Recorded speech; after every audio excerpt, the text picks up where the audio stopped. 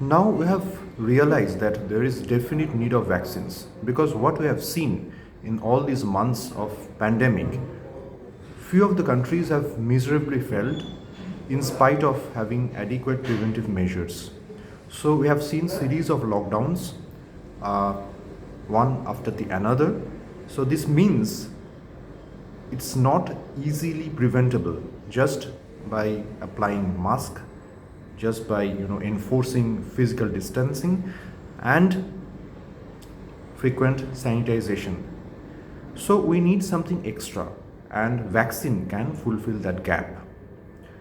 As far as the efficacy and safety are concerned, we have seen that number of vaccine are available which are quite efficacious, efficacy in the range of 90 to 95%, which is very encouraging.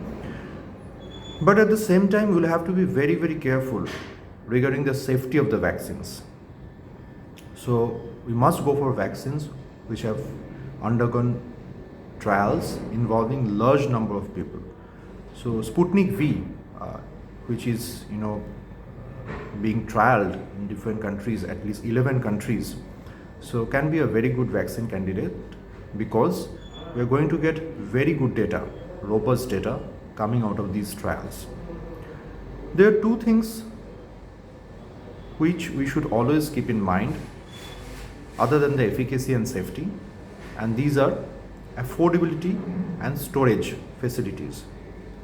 Again, the mRNA vaccines, which are quite efficacious, but the problem is they're quite expensive, in the range of $20 to $30, whereas Sputnik V is less than $10.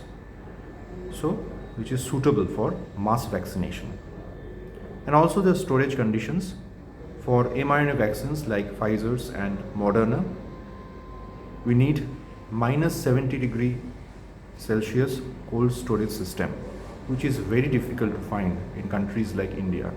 Whereas Sputnik V, especially the lyophilized form, can be stored at 2 to 8 degrees Celsius, which is perfectly suitable for countries like Southeast Asian and including India.